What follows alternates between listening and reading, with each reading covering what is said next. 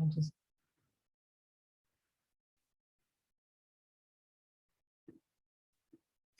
right.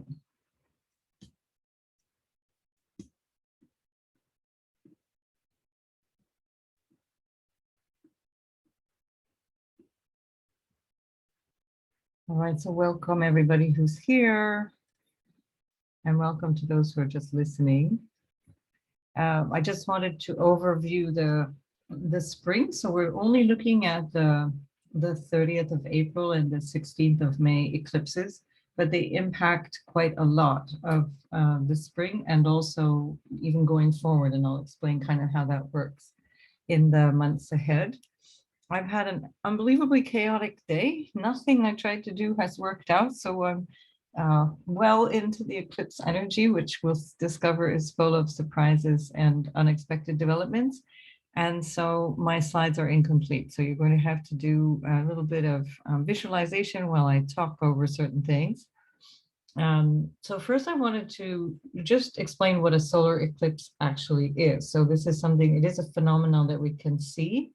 And it also affects us energetically quite powerfully, because wherever it's visible in the earth is where we really start to feel the energy changing in real time. So you don't have to be interested in astrology to experience the energy of a solar eclipse.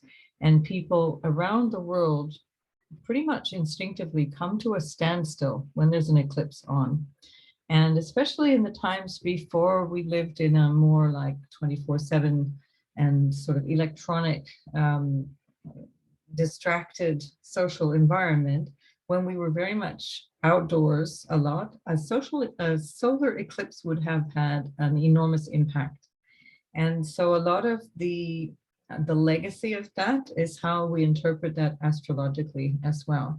So we can also see that these events that disrupt nature don't just disrupt humans. When you actually reach the point of an eclipse, even if it's a partial eclipse, if you're in one of the regions of the world where you can actually experience that, then that actually starts to affect the animals and birds. And you start to notice that the birds stop singing, they become quiet. Animals go away, they go and find shelter, they just kind of tuck themselves in. And there's no activity. And this is actually an interesting metaphor for the advice that we give astrologically, which is to turn within and not do anything in a sort of a worldly way. So that you're actually, your time is used much better in introspection and in feeling what's going on in your life and how you want to go forward with your life, than in trying to actually accomplish big things.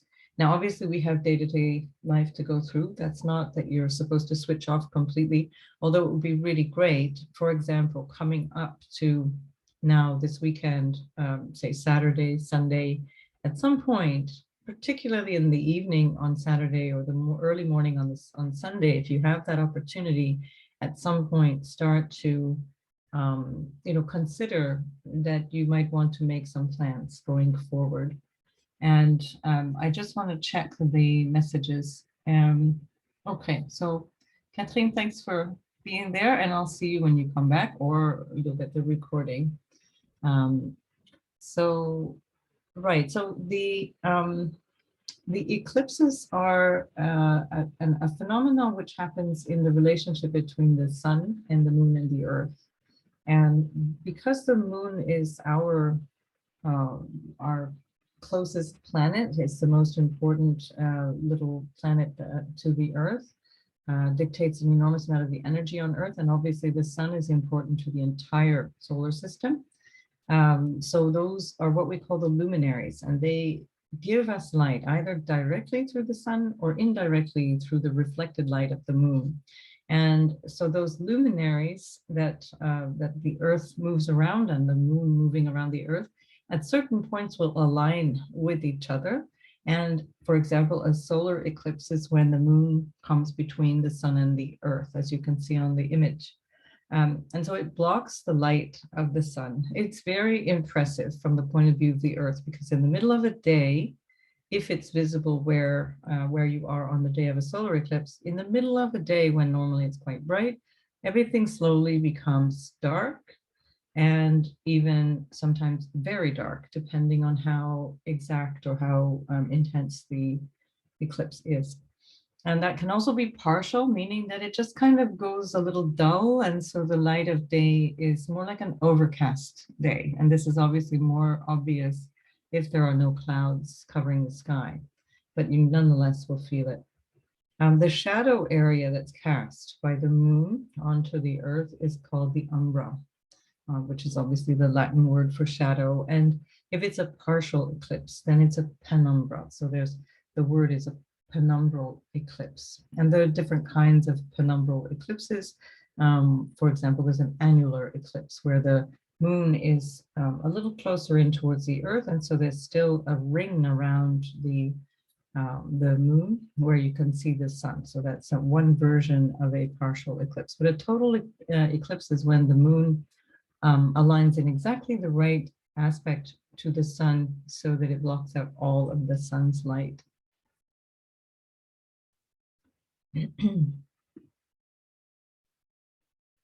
A lunar eclipse happens when the earth is the one that comes between the moon and the sun. And so that's what happens at the new moon phase. A lunar eclipse is a full moon phase. So normally where the sun would be reflecting on the moon and we can see the moon from the earth quite clearly, whatever stage that is, we see the sun reflecting on the moon. And then if the earth comes between the sun and the moon, then that blocks out the full moon phase. And so that's, again, it's that blocking of light. And it's something that is quite impressive, although because it affects the moon, most of the time we're asleep when this happens. And so it's not as dramatic. Some people will actually stay up all night and observe these things. Or if it's in the evening, it's obviously easy to observe, or early morning. But at that time, the moon will start to take on a reddish cast. So that reddish cast can go between quite bright orange or red to a darker gray, depending on the timing of the eclipse, on the stage of the eclipse. But at the fullest point of the eclipse, the moon goes quite dark. And as it's kind of coming in towards the eclipse phase and out of the eclipse phase, it's quite red. So what are the lunar nodes? So the lunar nodes are what makes an eclipse, and they're not actually a physical point. They're a mathematical calculation. It's a point on the ecliptic, on the path of movement of the Earth around the sun.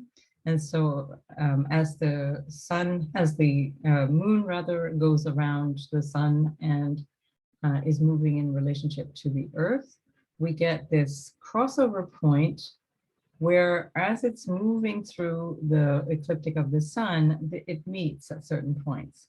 And the southern meeting point of the node is known as K2. That's another way of calling the south node of the moon. And the northern meeting point is known as Rahu. And so I will be referring to both interchangeably during the session. So here's an example of that ecliptical plane. And we see that the moon's orbit would be this plane moving around normally. And then depending on the season and depending on the timing of the position of the moon and sun, it will, the ecliptical path will be either exactly matched or it will be a little off to one side. And so we can see that there can be new and full moons when the moon is off to one side. And then when that matches exactly the plane of the sun, that's when we can call that an eclipse. So an eclipse requires either a full moon or a new moon phase, but we have obviously several full moons and new moons each year that are not eclipses. So the nodes of the moon, astrologically speaking, have a symbolism, just like planets do. And because they don't have a physical existence, they're called shadow planets. Especially in Vedic astrology and in Indian sidereal astrology, they're extremely important. They're also extremely important in evolutionary astrology, which was the first type of astrology that I started to work with.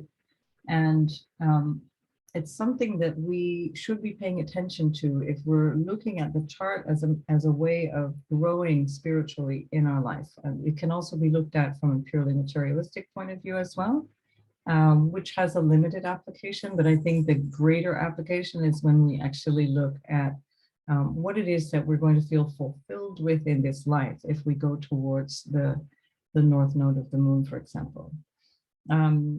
And so that influence can be perceived only a few times a year. Normally eclipses come in pairs. Sometimes they come in threes. This time around, we're having this new moon, so a solar eclipse on Saturday, and followed by a lunar eclipse. Often it's a lunar eclipse first and then a solar eclipse, but everything is possible within that. The nodes are always going to represent something different and new coming in. The north node particularly is about something that is new and tending to be something not yet experienced. The south node is something new, but it can often be something that we're expecting to change. So it's not necessarily, it can be surprising, obviously, as well, but it's not as sort of innovative or different as the north node of the moon can be. Nonetheless, it is always going to be something kind of unpredictable, unexpected, and it disrupts whatever we thought was stable. And so this is something that we can see as a challenge, or we can see it as something that's difficult, or it's something that we can surrender to and work with, which is my preferred way of showing this to people and to working with it myself, and just allowing the change to happen, because we have this idea that we have this map or this idea in our mind of how we want our life to be. And in the end, the universe always has a much better plan. And if you think back through your life, many, many things that have happened to you that have been quite enriching and special, even if they were difficult at the time, could not have been planned by you. They just happened, and they worked out in a way that was quite much more empowering, perhaps, than what you could have envisaged for yourself. So Rahu and K2 will actually speed up change. So often there's also a kind of an itchy feeling and a desire for change, a desire for something to be different as you go through life, and you sense that intuitively. And Rahu and Ketu will speed it up in the area of your chart that they're present. And that accelerates things that may have already been underway that you've been kind of mulling over, or it can make us kind of force us to take action in a way that we hadn't really planned on, or that we may not have been ready yet for. We kind of would have wanted the change, but not in the format that we're getting it. The nodes are definitely more powerful than any other planet. That's how they're considered in astrology, especially in Eastern astrology. And it's because they can overcome the luminaries. They can overcome the sun and the moon, and no other planet can do that.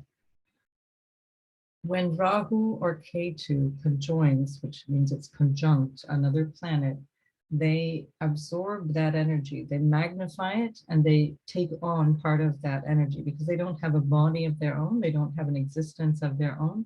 They take on the flavor and the texture and the energy of the planet that they are with. And so that expands that planet's effect. So if you have that natally, that becomes a very important part of your birth chart. And if you have that temporarily as the nodes are moving through your chart, then that aspect of your life becomes very, very important for a period of time. That period of time can be days, or it can actually last quite long, depending on what it is that's being affected. And so that the goal, I would say, or the purpose of examining this nodal axis is for your spiritual advancement. So it's really the best way of working with the nodes, I think, to feel how we can grow through this life and expand personally and spiritually in life, and leave behind a lot of the things that we used to maybe find important. The north node is, as I mentioned, called Rahu. The symbol for Rahu, we saw it in an earlier slide. Maybe I'll go back to that just to show you again. The symbol for Rahu is this head of the dragon. So it's considered to be one of the mythological creatures that existed in the heavens. It's part of a very important um, story in the Upanishads, in the Indian tradition. It's about the founding of the earth and how the gods and the devatas and the asuras, the sort of evil spirits or the difficult energies, were fighting with each other over control of the earth. And they were using the snake or dragon, as it's known. They were using it as a tool to churn the oceans, and to churning the oceans would be able to separate the good from the bad. And in the process of doing that, it's a long story that involves all kinds of drama and intrigue that is definitely worth reading. These mythological stories have incredible spiritual messages for us as well. The head of the snake was cut off. And so Rahu is actually a head without a body. And K2 is the tail. K2 is the body without a head. And so the way that that's symbolized is that Rahu can never satiate its appetite. Rahu is constantly craving something. It's like the notion of the North Node, which is what we desire, what we're moving towards, what we really crave and what we're ambitious for. But we can never get enough. And it can be our undoing if that's something that happens on a more material level. So if you imagine, not having a stomach, not having a body to actually digest and receive food from, you're constantly eating, but the food has nowhere to go. K2, on the other hand, has the body, but it doesn't have the wisdom of the head. It doesn't have that capacity to think. So K2 very much symbolizes our letting go. It spiritualizes symbolically our capacity to live a spiritual life and to be in the intuition and in the energy of what we already knew coming into this life. And so that's the story of K2 Rahu. And so Rahu is what we're moving towards. That North Node energy is what we gravitate towards. It's not necessarily about a job, by the way. It has nothing to do with the way that we earn money or how we need to show up specifically in the world. It's about what we need on the inside to grow. And so for some people, again, because of the astrological configurations, it's going to be very prominent in a chart. And we'll see that drive, that real need to grow and expand and potentially dominate and so on, is actually something people express in their lives. But for many people, it's very quiet and it's just a part of who they are. Like, for example, learning through the first house, if Rahu's in the first house, learning how to be your own person, learning how to be independent and to grow in confidence and things like that. So that's something that's not necessarily going to be very visible to others, but it will affect you very profoundly in your life. Rahu is particularly uncomfortable. It's compared to Saturn in the tradition. It's considered to be very much like Saturn energy because it's teaching us something. It's teaching us the teacher, the wisdom of the teacher knows more, knows better than the student. And so what we think we want or that we need, Rahu will come in and say, no, it's not that. This is actually something you need to deal with. And therefore we have to kind of submit in the same way that Saturn would make us do by needing to get proactive and needing to take charge, take responsibility in that area of life where Rahu is. So this is not so easy because it's not our natural tendency. It's what we tend to avoid, actually, although we crave it, we want it, but it's not what we really usually do. And that energy starts to manifest itself in the late 30s. And by the early 40s, then we're living towards the North Node. So up until the mid to late 30s, we're still very much reliant on the South Node energy. We haven't really developed that long vision for our life. And so at that sort of midlife point, Rahu becomes much more predominant in the chart. And Rahu's influence on the sun can, if, for example, Rahu is conjunct your sun or in opposition to your sun, it can lead to indecisiveness, distorted imagination, even self-deception, because again, it can be like trying to expand something, and then the sun can represent who you are. And so it might be a kind of inflated idea of who you are and what's possible. That can happen by transit, and so it's something that is a shorter term issue, but it can also be something that people are born with, and therefore it's a lifelong kind of lesson. And then the Rahu eclipses often disrupt the world around us as well as our own lives. So we can see that, especially depending on the configuration, that Rahu will also lead to energies of destabilization through earthquakes and volcanic actions. So all kinds of major natural disasters. And I think this is something that we can expect quite a lot of, especially because Rahu is currently in Taurus, which represents the Earth itself. And the South Node, or K2, is what we already know. It's what we've already experienced. And K2, especially by transit, and especially if you're in a K2 period of your life, it's where we're not really interested in stuff anymore. So where K2 moves through the chart, it's kind of like what used to be maybe a passion or something that really was something really preoccupying you or really occupying you. Suddenly it's like, yeah, I'm kind of done with that. It's good, I move on. And so that's something that we can, again, benefit from particularly on a spiritual level. This is why K2 is associated with spiritual practice. It's because we tend to feel we've had enough, it's done, and we can move on. And the more that we can be in that surrender, in that grace that says, whatever this thing is that I'm moving away from, it's a part of me in terms of my personal growth, but I don't need to keep it with me to keep growing. And that includes people, relationships, objects as well, or desires, including, career goals and things like that. And so where we experience some kind of loss, you will see that in your natal chart, where you find K2, where you will have throughout your life stories of whatever that means for you, different versions of loss that will be punctuated at times that will show up astrologically in your chart. But also when it's coming through temporarily through the chart, you can also anticipate, okay, this is something I need to prepare myself emotionally and psychologically to let go of, and to feel that letting go is actually as much a liberation as it is a spiritual advancement. So that radical letting go is often really, really difficult. We'll know, again, even if something's not touching your chart, as I'm going through your charts, you'll know the region, sort of the area of your life that this is affecting you, and you might notice things happening in the distance, in the background, in other people's lives. That can also happen, that it's affecting you indirectly. The more that this happens close to personal planets, the more impactful this is. That's something that's quite strong. And I'll show you a couple of examples of charts of political figures, famous people, that you get an idea of what might be coming up for them as well.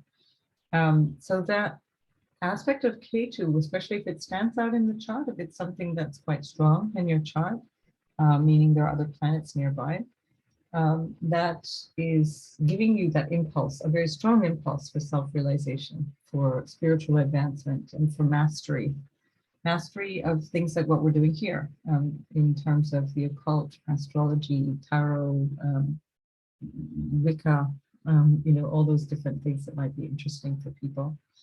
And so K2 itself is the karaka, or the actual figure, the symbol of liberation or moksha in the natal chart. So it's where you would feel more loss materially and where you'll feel more gain spiritually. And so around eclipse times, this is a good time to be quiet. It's a good, as I mentioned earlier, it's great for inward contemplation. It's good for prayer, meditation, doing whatever spiritual practices you want, writing in a journal, creating maybe a list of things that you'd like to accomplish in the next 6 months or in the next period of time. I'll give you different periods of time depending on what we're talking about. And it's best to go in that inward direction, the contemplative, quiet direction, rather than avoiding, and rather than doing a materialistic pursuit like starting a job or starting a business or getting married. You definitely don't want to get married around an eclipse period, because it means that is kind of baked in, that instability, the sudden surprises and upsets are baked into the marriage itself. And same thing for a business, for example, you might start, that can happen in a natal chart too, but obviously people don't get to choose necessarily what's going on in their natal chart. So that instability and constant change is part of their life. So, it is what it is, but if we have the option, if we have the choice, then slowing down and being calm is really, really good. Try and wait a few days around eclipse periods. So don't do something, within a day or two before or a day or two after. It's not to say you can't work or to do anything practical. It's about not creating something new. Don't do anything important. Don't go buy a car, for example. Don't do anything like buy a house or anything that invests a lot of your time and money into.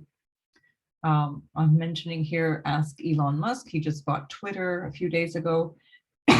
And it's an absolute Twitter storm.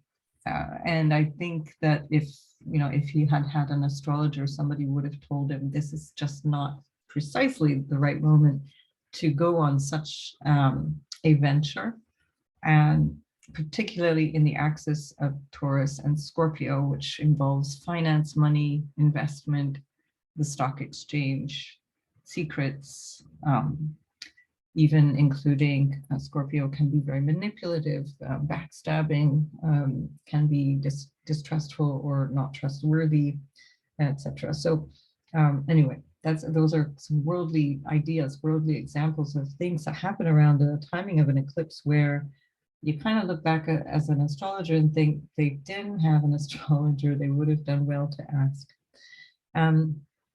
And then just on a really practical note, don't look directly at an eclipse. It's always something that people are excited by, but you must look indirectly at it if you want to, either through a special telescope or watch on a video where somebody who has created a video of it.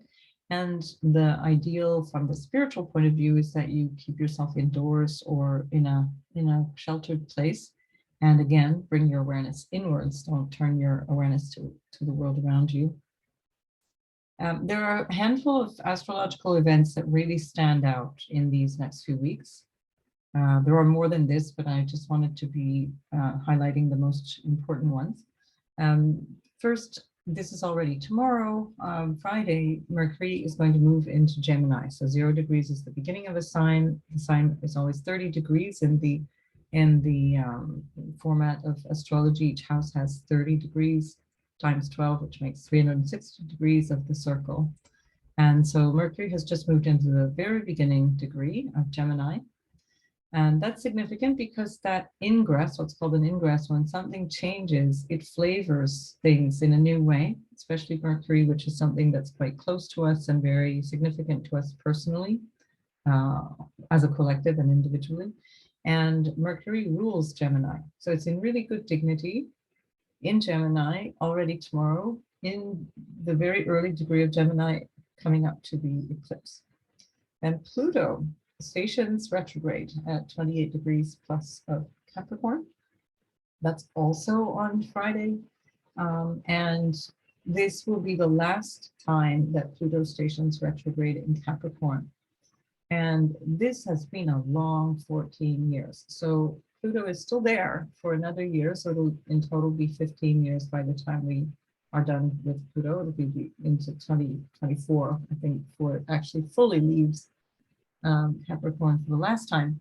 But it's nonetheless the last time that it retrogrades in Capricorn. The next retrograde that it will have in 2023 will actually happen in Aquarius. And where a planet stations retrograde makes a big difference. It flavors the energy of the moment very strongly. So this is, let's call it peak Pluto and peak Capricorn at 28 degrees. We're going to see quite a lot of this energy coming back again and again over the next year or two. I didn't have it on my slide, so I want to go back into my notes to make sure I'm telling you everything that I wanted to about this.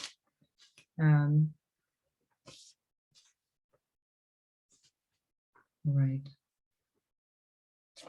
Maybe it'll come to me later. But nonetheless, it's something that is significant because that also is flavoring this this moment. This particular weekend will carry that energy, and then because that's a solar eclipse, it's carrying that energy several weeks ahead and even months ahead in a very powerful way. We'll look at the chart in a moment. So Pluto is about developing our personal power, where we want to change. Pluto is very strongly in Capricorn about changing our paradigm, our social paradigm, and the structures that we rely on. That includes government and other important regulating bodies, for example. And so now we're going to go back, as we go backwards with Pluto through till, I think it comes back till the 26th degree of Capricorn. Then we're actually going to go back, or maybe it's the 24th degree. Let me just double check that because I do have these things here somewhere. So it's, well, okay, I'm going to say 26, but it might be a little bit earlier than that. For sure, it's 26 degrees of Capricorn. That takes a long time, so that's a few weeks and weeks before it actually is going to happen. Why this matters to us now in general is if you can look back on a year ago at this time, between March and June of 2021, we had quite a lot going on. You might remember that was the period where all of a sudden there was a great flurry of excitement around vaccination. There was a great deal of conflict around vaccination. There was a great deal of heavy-handedness on the part of governments and health organizations. There was a lot of duplicity. Pluto also talks about underhandedness. It talks about power, people who manipulate. Again, that's very Plutonian. Plutocrats are obviously ruled by Pluto, and those are extremely wealthy people, wealthy interests, all of which were very prominent in the period of the spring of 2021. And so when this goes back now through these degrees that we knew very, very well from March, April, May, June of 2021, we're going to now see socially, but also individually, a revision around all of that. We're already seeing that quite strongly. So when Pluto stations exact tomorrow, but that station, because it's such a slow moving thing, has actually been happening pretty much since the 11th of March. Pluto has not changed degree. And certainly for the last week or so, Pluto has been already in this position. So what we've seen over the last few days and even a couple of weeks is a lot of reassessment around the vaccine. I just read that Denmark has stopped recommending the vaccine. They feel that it's all done. Even Fauci, I think yesterday in the United States, said, okay, no more COVID restrictions, no more need to develop the vaccines. They're still planning on developing them nonetheless, and the media is excited to market all of that to children. So they are now, because the adult population is moving on, and they've got now a young child population of, I think it's toddlers to 6 years old, they're making vaccines for. So all of this is up for revision. That revision is a period of several months. And I think we'll find that quite a lot of the things that were going on March through June of last year are going to get a completely new gloss in the next 3 or 4 months. And so this is something that we'll see in a number of different stages and different ways throughout this year, where we see some of the things that are happening right now. I'll point them out to you, that are actually going to come back again and again in different ways throughout the year, and even going forward in a couple of years.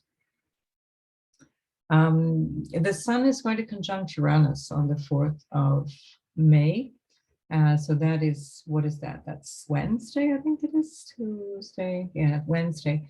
And so when the sun conjuncts Uranus, that happens once a year. It's not abnormal, but it happens once a year, and it's going to happen at the time, at the place roughly of the eclipse. And so that's also going to be a kind of another tweak of this eclipse energy. Every time a planet that is involved, especially importantly during the phase of the eclipse, when it passes over certain points of the eclipse, it reanimates things. And so I think we can find that the usual disruption of sun conjuncting Uranus, where it's usually anyway quite disruptive energy, is going to be even more so around the 4th of May. Give or take a day. So something may be happening around that time. And then Mercury, once it's gone into Gemini, is now also going to be retrograde, and it's going to go all the way back again into Taurus. So it will be retrograding on the 10th of May. So that's in about 10 days from now, a little more than 10 days from now, maybe 2 weeks. And that is coinciding roughly with Jupiter ingressing Aries into the Aries point, or the very first point of the zodiac, first degree of the zodiac, on the 11th of May. And Jupiter will be staying close to that point of 0 degrees because it also moves slowly and it will also go retrograde. So Jupiter only goes to 1 or 2 degrees of Aries, and then it goes all the way back to 28 degrees of Pisces throughout the year, until it finally, at the end of October, goes back into Aries. And so it'll still be at 0 degrees of Aries in November and half of December before it moves then out of this period. So no, it's not even like that. It's up until the end of October. Sorry, up until the end of October, it is in Aries, and then it retrogrades back into 29, the last degree of Pisces, in November and December, and then on roughly the 21st of December, then it goes back into Aries. Sorry, that's how that works. So it will be nonetheless around the 0 degree point of Aries. And this is something quite interesting because Jupiter particularly is a strong planet anyway, globally and in the chart. And it signifies something very new. 0 degrees of Aries is literally the birth of the sun. It's considered to be the sun's birthday when it reaches the Aries point in the year. That's the first day of the spring. That's the spring equinox. What astrologically is like the birthday of the sun. And so that point is always going to be very significant. And with Jupiter remaining there, there's a lot of something new coming in. Jupiter represents wisdom, expansion of whatever we desire, whatever's going on in the Aries house for you. You can have a look at that. It's going to be very important. And then Uranus is in a new degree point for the very first time in its full cycle around the sun, and that takes 85 years. So as it's going now into the 15th degree of Taurus, it's not been in that place for 85 years. And that's going to be all of what I've just said now, the Mercury retrograde, the Jupiter ingress in Aries, and this Uranus moving into that new degree point is all going to be particularly strongly active for the second eclipse, which is that the total lunar eclipse that's happening on the 16th of May. And then this eclipse is actually, this one here this weekend, the 30th of April, is actually going to be setting off the Mars, Rahu, and Uranus conjunction that we're going to have at the end of July. I think July is going to be quite a volatile period of time in the world and certainly in people's lives. So look for the sign of Taurus, which will be for everybody a very key place throughout this year. And then globally, I'll explain a little bit how that might affect us. So I'm going to slowly move into looking at the charts. And then when I come to the individual charts, depending on whether the eclipse is really affecting you personally, or whether there's not really much going on, you're going to find that I will not be able to say very much because we're here to talk about that, and it's not a personal reading of another kind. And so you might find that there's not really a whole lot being said that is personal to you. It'll be much more the general way that things are working in terms of the chart. And so, so I apologize in advance if you feel disappointed, but that's just because you're not really getting the full effect of these eclipses. So let me have a look at now some of the charts. So we're going to start with the eclipse on Saturday. Maybe what we can do is have a look at the meaning of Taurus. This is significant already since 2018. I've been talking about this quite a lot because Uranus, when it moved into Taurus in April, May of 2018, really stirred up quite a lot of what was represented by Taurus, which is the earth and agriculture, food and supply chains, our values and money. 2018 was when Bitcoin went from being relatively expensive to just being off the charts expensive, where it became a thing, a kind of a mainstream thing. That was Uranus moving into Taurus. And so all this energy around money management, asset management, including your own, obviously.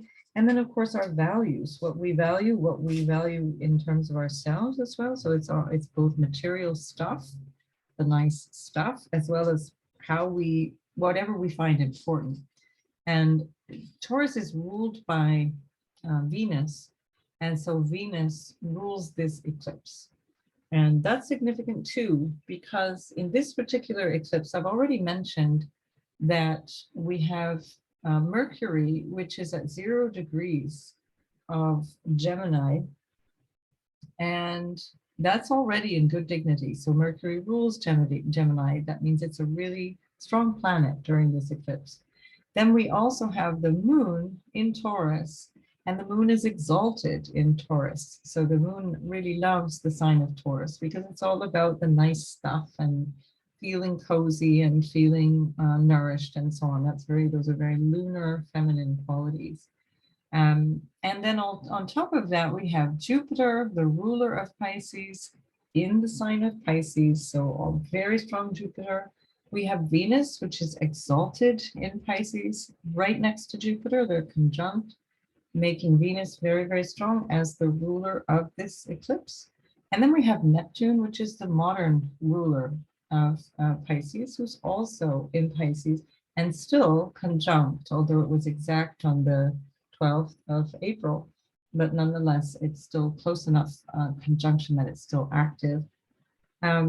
So this is really significant. Now we have also a trine from all of that, from Neptune. Some people include the Venus, Jupiter. I think it's because it's so rare, it's worth doing in terms of trining the node, the North Node. That's a sextile to the North Node, and it's trining the South Node. That is, I think, significant. It shows us that we have a rare opportunity for something really pleasant, something really expansive, something really certainly very spiritual, very creative. This energy is something that is extremely rare, so we probably will not be able to fully understand how important this energy is to us until much later. But without a doubt, this period of time, and certainly the month of May, will be a time in our lives, both collectively and individually, where we look back and say, wow, everything changed. And on the downside of that, especially collectively, there is a tendency when Jupiter, Venus, Neptune come together, Neptune and Jupiter, Neptune and Venus, even separately, when they come together, there is an inflationary tendency. And this we've already seen very, very prominently throughout April. That Jupiter and Neptune conjunction that happened on the 12th of April was already active in March. And we're seeing this inflation taking on a massive role. It's not going to go away anytime soon. I think this is going to last quite a long time, particularly also because it's baked into this eclipse. It's because the eclipse also is in the sign of Taurus, which is all about money, all about assets and values, food prices, supply chain, all of that stuff is affected by Taurus. It's ruled by Taurus and Venus.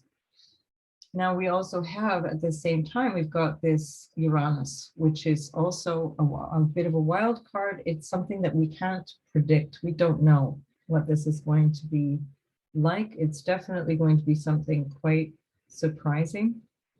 That means that even if we think we know what's really going on, that we will see something later on in our lives where all of this energy is going to be better understood in retrospect, but I think that we can't really predict what's going to happen.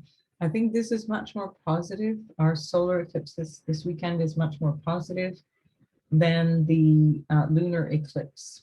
And that's something that I will talk about in a moment, but it's definitely, it's a blip. It's a lovely opportunity. And for those of you who it's affecting personally, you'll see real opportunities here.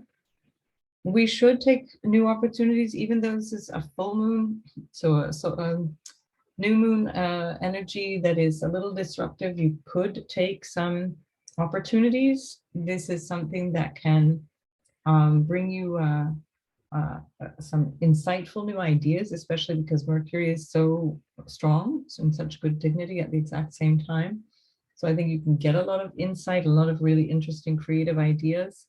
Mercury is also going to be moving slowly at this point because it's only just stationed. So Mercury also will have that feeling of kind of sorry, that's for the next eclipse. We'll have that feeling of slowness in terms of thinking at the next eclipse. It's not for now. Let's see, what else is there I wanted to say. So that what we're moving away from here in terms of this energy of the North and South Node, the Scorpio energy is an energy of a lot of emotionality, and that can also be a bit sneaky and underhanded. And if we look at the modern rulership, then Pluto rules Scorpio, and Pluto itself is in a strong position now because it's actually in this trine to the North Node and sextiling the South Node. And so that is something that we have to factor in. So I think there is some kind of potential for revelation of secrets. We also, that can be another thing symbolized from the Mercury energy, because Mercury is also in an out of sign trine to Pluto at the moment. And so that was exact earlier this week, but it's still, I think, worth looking at because it's only 2 degrees away, almost 3 now. So I think there's a lot of things that we're going to start to see being revealed. Like, for example, if we go back to the example of Elon Musk buying Twitter, you know, it just had this unpredictable effect. So it had a huge knock-on effect socially. People are running away from Twitter, and then also a lot of mistrust, a lot of things coming out about the staff and the financial situation of the company, as well as Tesla, his other company, losing an immense amount of value on the stock market. And Scorpio is where we look to the stock market. So anything that involves kind of backroom deals and all that kind of trading. So the axis between Taurus and Scorpio is always about money. It's about love and money, the good, the bad, and the ugly, love and money. So let's go and see the next eclipse. We're going to see the lunar eclipse that's happening in the sign of Scorpio in 2 weeks. Can't even believe it's 2 weeks away in May, just a little bit more, maybe 2.5 weeks, that we're already into May. Now that's got a very different flavor. Where Venus has been ruling this weekend, it's going to be a much more graceful, potentially also very good for diplomacy and so on, getting along in relationships and so on. The lunar eclipse doesn't look the same at all. And the lunar eclipse is actually a total lunar eclipse, which makes it even more strong. And even if it's a partial solar eclipse, it's still quite a strong eclipse. It's got a lot of aspects, which makes it very strong. But the lunar eclipse being a total lunar eclipse is very, very powerful. And in fact, there are only 2 total eclipses in all of this year, and both of them are in the sign of Scorpio. Both of them affect the Scorpio moon, the next one being in November. And here what we see is the rulership of this moon is Mars, and the moon in Scorpio is anyway not in good dignity. We still have the ruler of Scorpio, Mars, in what would be called it's in bad dignity because it's in the sign of Pisces. It's a sign that it's not bad dignity. It's weak. It's not where it works its best. It loses energy. It happens to be conjunct Neptune as well, which means that actions are not clear. Things are a little dodgy, a little hazy. And then we also look to see that Jupiter has now ingressed into Aries. And we can look at Chiron as well, but I'm not really going to talk about that too much today. But we have Venus also in Aries, where there's this very strong martial energy. We still have the impact of Saturn very strongly here because Saturn is squaring it's in a T-square, the sun and the moon, and therefore the nodes as well. I mentioned earlier how Rahu and Saturn share a kind of energy where it's about becoming quite strict in terms of needing to restructure, needing to change things. And I think we're going to see that this can affect things in a very volatile way. I think we will see the situation in the United States, perhaps more military involvement by the middle of May, something to do with whatever potential the diplomacy that may have been opened up this week and next may not be able to survive the drive for war or the actions taken around war. The one good thing that stands out is because Jupiter moving into Aries, although it loses a lot of dignity, and same with Venus, it is about taking action. So it's something to do with insightful new action. I think that's a bit of a theme for us personally in this season, taking insightful new action. And so I'd really like to, I'd really like to see that manifest in the world. So I just want to have a look at, just show you Joe Biden, how the president of the United States is affected by this. So here we have the eclipse that's happening in his chart. He has an enormous amount of energy in Scorpio, and that is affecting his natal sun and Mercury very, very powerfully this weekend. So I think we're going to see something when he was affected by last November's eclipse, even though the nodes were still in Sagittarius and Gemini. And I think that he was actually having a medical procedure on the day of the eclipse. So I'm not sure what's going to happen to him. I think that could be something, this could trigger a health issue.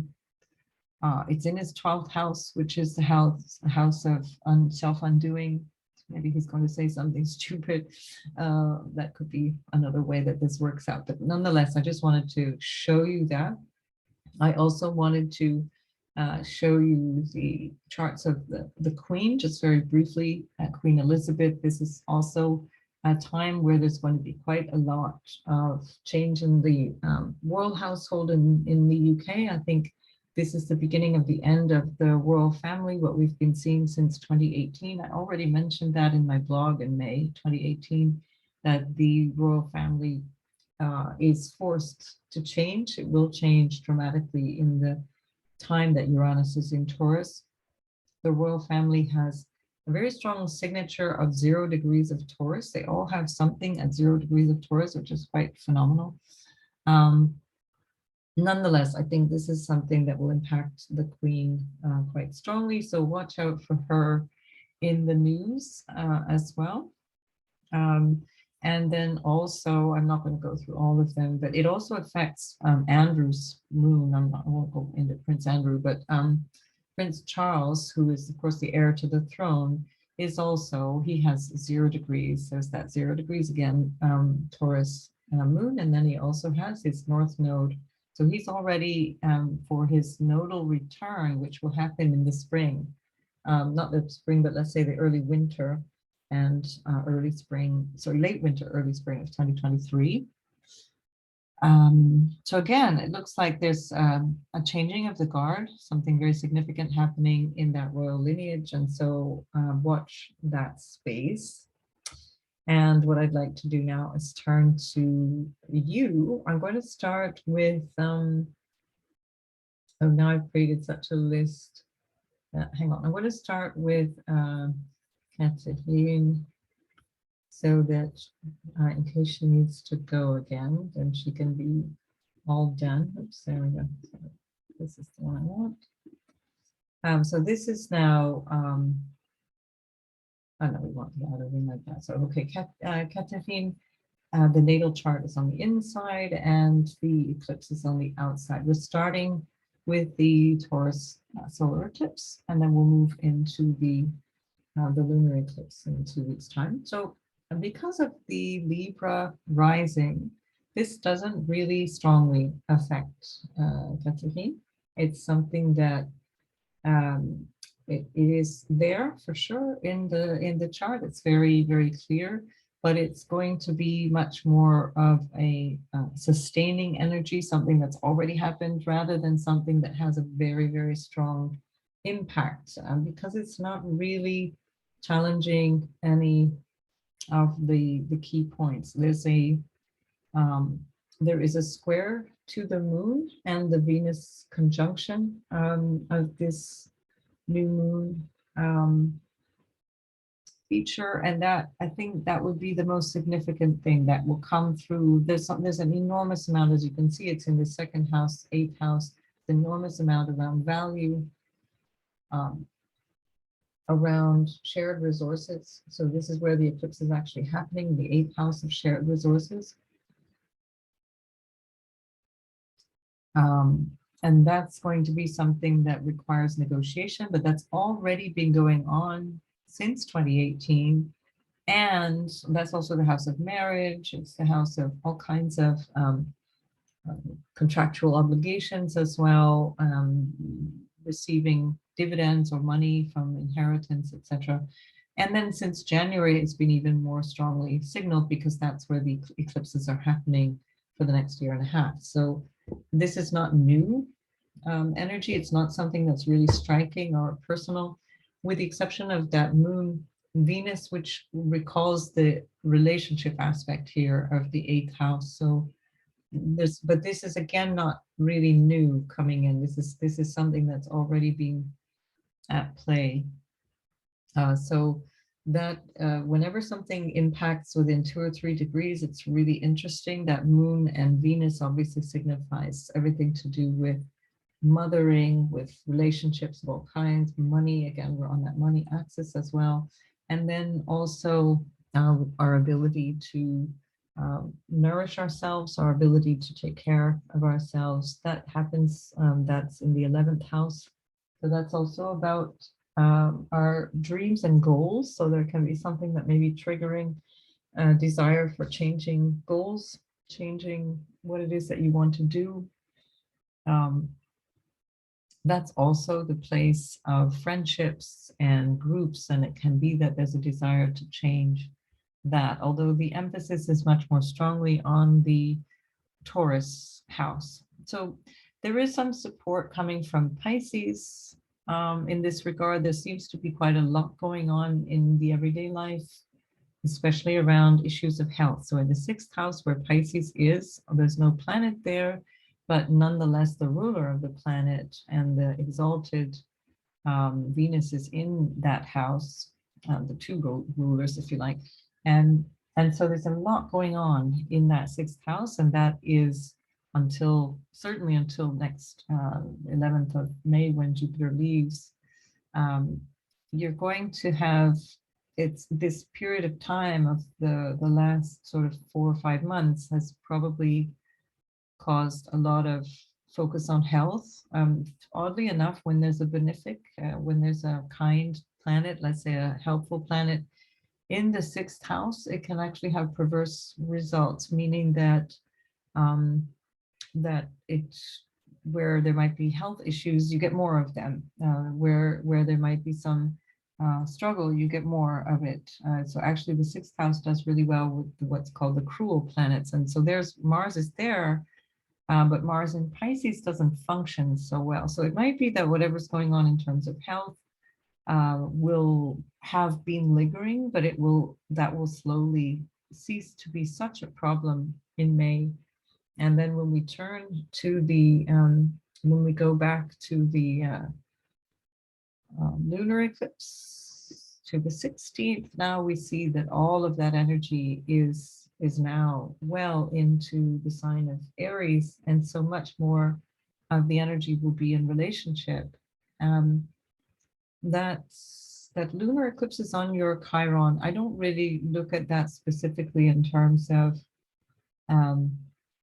it's more of a background flavor. It's not so much something that is going to be noticed in your life. I think it's more something that you'll be feeling in your life. So that again can come to be something to do with your relationship or ambivalence to money, for example.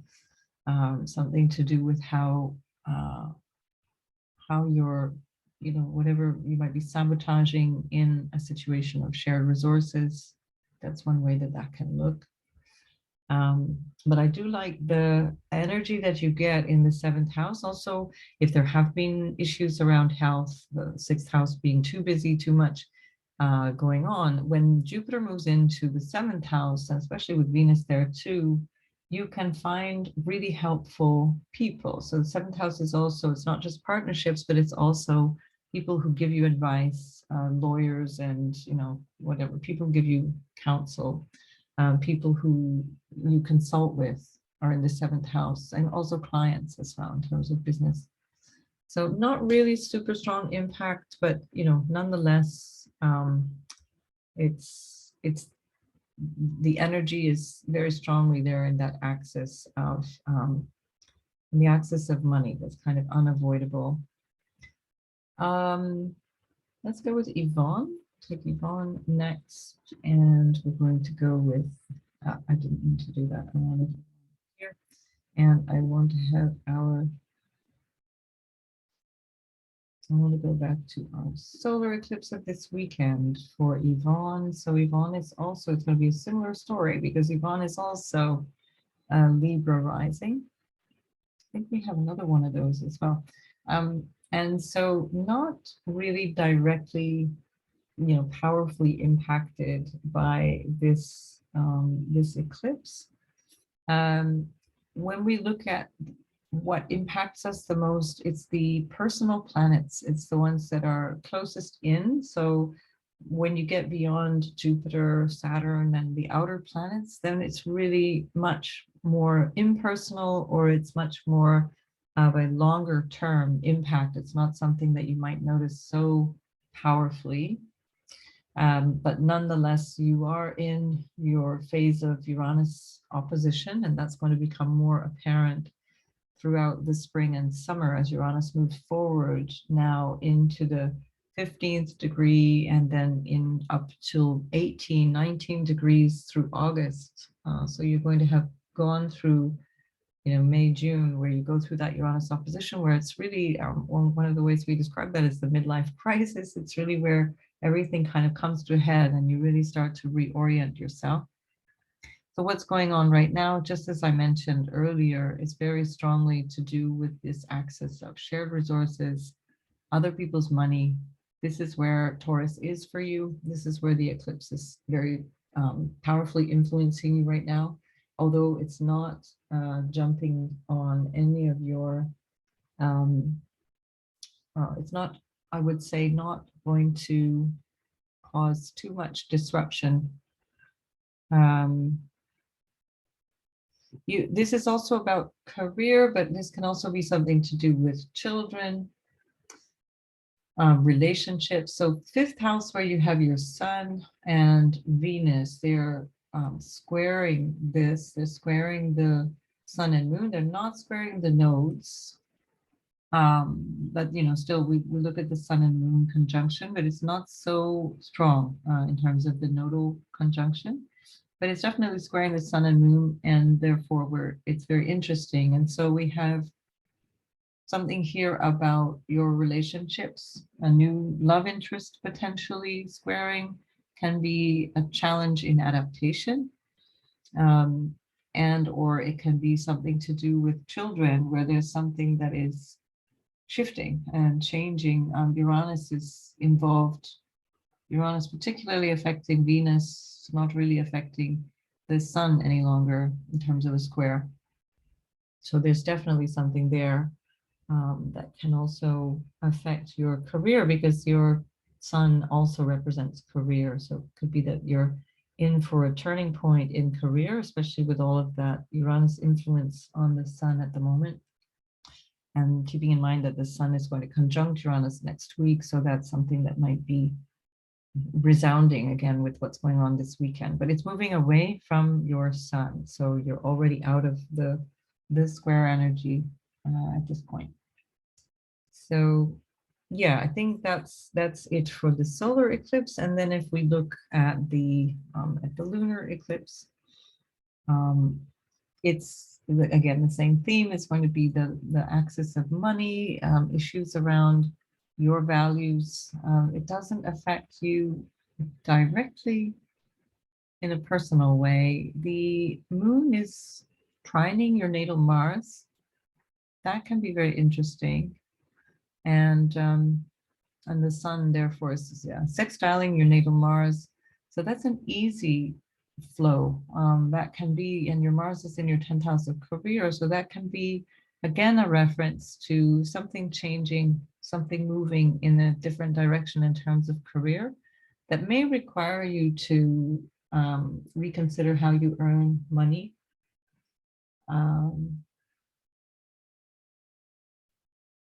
That might be the theme for you in May, I think. Keeping in mind also that Saturn is squaring this eclipse, and also because your natal Saturn is in that range of square to the eclipse, it's actually a T square. So you have Saturn nearly opposing your natal Saturn. That's going to be a real moment that should happen in about 1 month's time. And then you've got all of that pressure that is on the sun and north node around the energy of Saturn. Something has to change in relationships, friendships potentially, and shared resources, your values around all of that to change, I think. All right, let's go back again, and we will now go to start again with the solar eclipse, and we're going to go then. I'm going to jump into Marco. He's not here with us because he had to travel today, but I want you all to notice that his birthday is on Sunday. And so what happens when a person's birthday is happening at a new moon or a full moon, or particularly at an eclipse, that is imprinted into the year ahead for that individual. Is what we call the solar return chart. So this is not an exact solar return, but it's close enough because it's really only hours away. His solar return would be Sunday, and this is happening on Saturday evening. So it's pretty exciting. His sun is at 11:31, so it's 1 degree off. So 1 day later would be the solar return. So that is well within the orb of this solar eclipse. And I'm going to call this basically the same thing as a solar return chart. So everything is happening in his axis of self and other. That applies for both of the eclipses very powerfully, because now we've got a Scorpio ascendant and a Scorpio moon by birth. Plus, look where Uranus is, squeezed right in between them, and then a sun in Taurus, which happens to be conjunct Chiron, which anyway can trigger some relationship turmoil. And then that sun is on the descendant, Sun Chiron on the descendant, and that's again where the eclipse is. And so that when something's opposing the ascendant, it's on the aspect of the other, whoever the other is in their life. So there's something very new, expansive, stimulating happening in relationship. This is, I didn't mention this before, but it's worth mentioning here. This not only is going to be for, say, 6 months going forward, this eclipse, but also one can consider the whole cycle, meaning that it's you're not going to see this kind of energy again for another 8 or 9 years. And then, in fact, that's when the opposite nodal opposition happens. And then you're not going to see this at all again for another 18 or 19 years when we complete the full revolution of the nodes. Takes almost 19 years. So this is a long-term influence, and I'd like you all to bear that in mind when you're planning, as you're doing some kind of planning over this weekend or over the days ahead, which I really recommend that you do, taking advantage of that new moon, that you think long-term, that you think in terms of what sustains you, what is necessary for you to feel secure. Taurus is also about security. What it is that you need in terms of nourishment and care, and that you can keep extrapolating that into our environment, into the planet, into the economy. And so on this axis, if I come back to this again for Marco, this axis is very, very personal. It's Marco himself who is deep in this energy of change. Particularly this weekend, it's going to be with reference to relationship and moving out in aspects of relationship. I think something new is going to come into relationship. It can be a new sort of status in relationship, or it can also be that there's an agreement. It can be a business partnership or some kind of agreement that needs to be revised and changed. That's going to be changed. And I say change, I'm looking at that Uranus. It's a do or die moment. So this Uranus, when Uranus has crossed the ascendant, the descendant where it is now. I remember when that happened to me, that's a long time ago now. That was in the early to mid 90s that happened to me. And that required an enormous amount of change in my relationship. So we went through months and months and months of real transformation to make the relationship work. And it was hard work. It can mean that relationships don't make it. It can be something that happens that makes the relationship break up, but it can also mean that you go through all of that difficult work, that you have to go through all these challenges, and then you come out on the other side and you have a much stronger relationship. That's certainly what happened to me. Whatever it is now, it's almost 30 years ago, 28 years ago, one Saturn cycle ago. And so I really recommend that you focus on that, what needs changing, and especially, very importantly, because you've got all this energy in the 5th house of all this Piscean energy that can potentially cause a certain amount of delusion, illusion in and around love, in and around idealizing love. That's something that you want to think about. So it's kind of, again, this get real moment in relationship. Saturn is on the south node in by transit in the 4th house. It's very close to the South Node. Will be there for a while because Saturn is going to go retrograding. It's going to go forward and then back over your South Node. That suggests potential for moving. That anyway can happen when you have an eclipse in the 1st and 7th house axis, because that's so vital when we are personally concerned or something like that. That notion of moving, moving house, restructuring something around the home. There can be some restriction or limitation around home, but it's Saturn on the South Node. There's something that has to be let go of, and that thing may have something to do with career, may have something to do because career is at 24 degrees. The midheaven in Leo is directly opposite Saturn. So there's something happening at this very moment, which seems to be a reflection of, and if it's not career, it could be social status, but I suspect, meaning, am I married, am I not married, or whatever, but I suspect, but that also could be about parenting. It's like I'm not a parent, I will become a parent. That's another way that change can happen in the 10th house. I think because the sun is directly implicated, it has a lot to do with career. And then it can also have something to do with the father, because the sun is also the father. So something new in the life of your father, a relationship with the father that may be changing. Yeah, so let's turn now to our lunar eclipse. So again, now we're still on the same axis because he is the Scorpio and Taurus axis. So now look at where the moon is. It's pretty much conjunct the natal moon. It's 3 degrees off. The South Node is still conjunct his Uranus. So there's a lot of instability and unsettled energy in terms of what Marco perceives about himself, what he'd like to do going forward. A lot of energy for shaking things up. I think this is a pivotal period in Marco's life. Very difficult to overstate that, especially because we're talking not only about these eclipses, but also about the effect that Uranus is having both in the relationship house and then with regards to the nodes that are going to affect him quite directly throughout this year. That shakes things up unavoidably.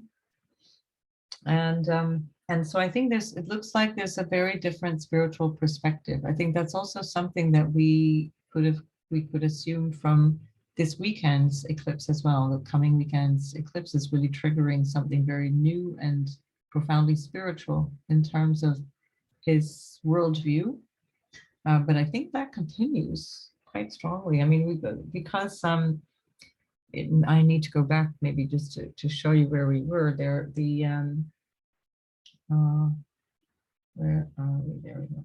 So, this Jupiter and well, we're going to call it a triple conjunction of Neptune and Venus and Jupiter, very strongly impacting him personally. Marco, he's changing very, very personally this year. And there's a very strong impulse for that in April and May. Something very new.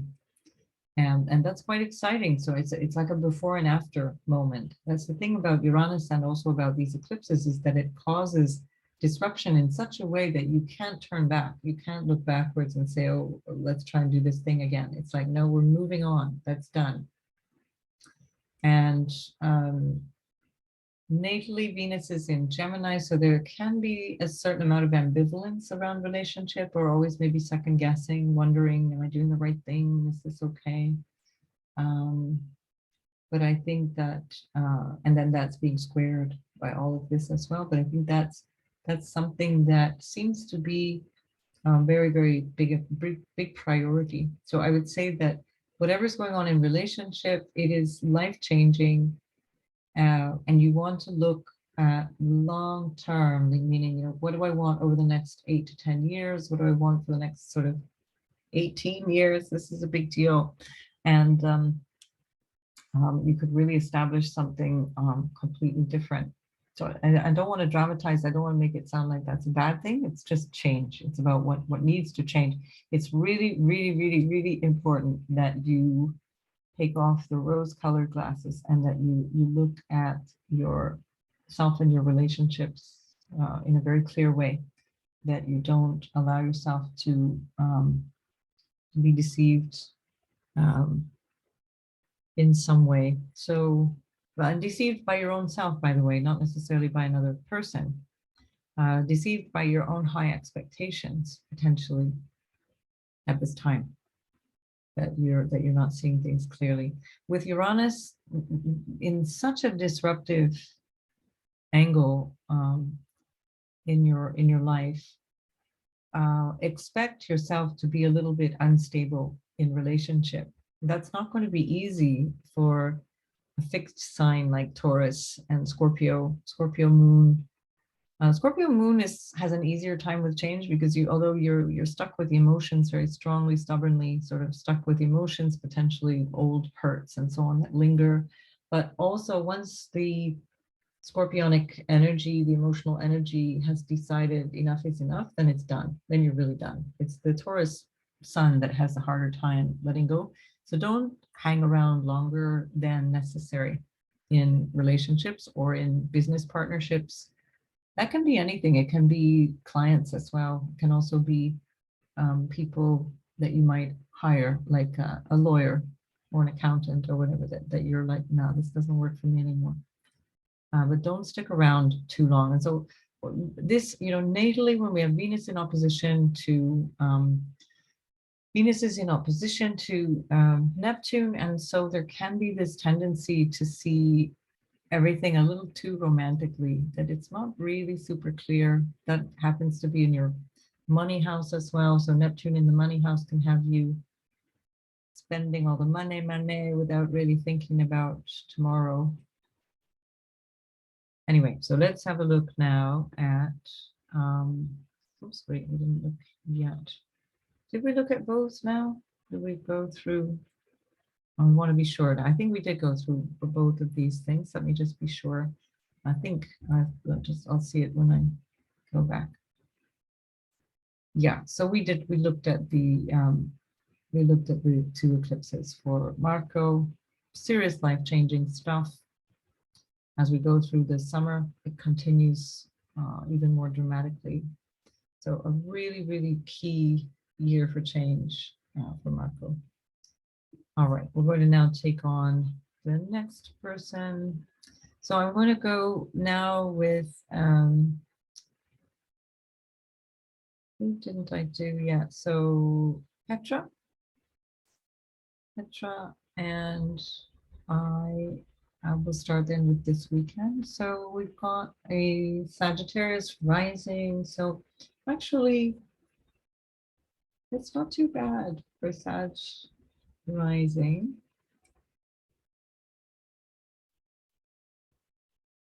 So where we have, so Taurus is in the 6th house. So there's a lot of activity, some stimulating change in the area of everyday life and how you do your work.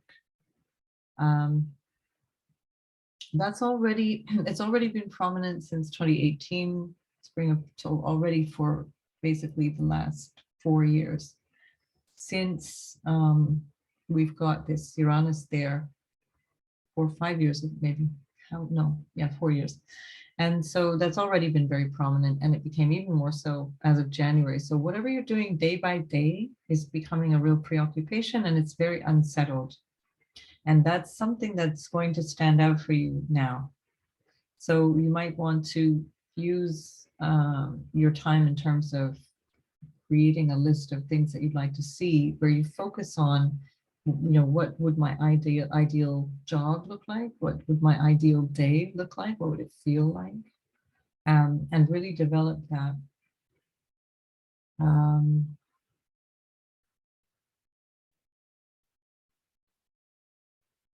Yeah, this is actually really quite nice, I think, in general for you. The energy of this eclipse is quite supportive. It can bring about also something new in terms of health. So let's have a look here. Yeah, health can be an issue that's something to pay attention to. I would say for all Sagittarius, as well as Sun, as well as Ascendant, it would be a good idea to, anything that's outstanding, anything niggling that's not really functioning well, or that you have any concern about, you should pay attention to. I don't want to be dramatic about it, but this would be a good time to be sure that you're taking care of your health. So you have the North Node trining your Pluto in the, it's also trining Jupiter-Pluto conjunction in the 10th house. So there's another sign of change in terms of your career, in terms of status, how the world sees you. So this could be a really good opportunity to be clear, to clarify what is really working for me and what do I need to let go of in terms of that work situation, in terms of how do I work.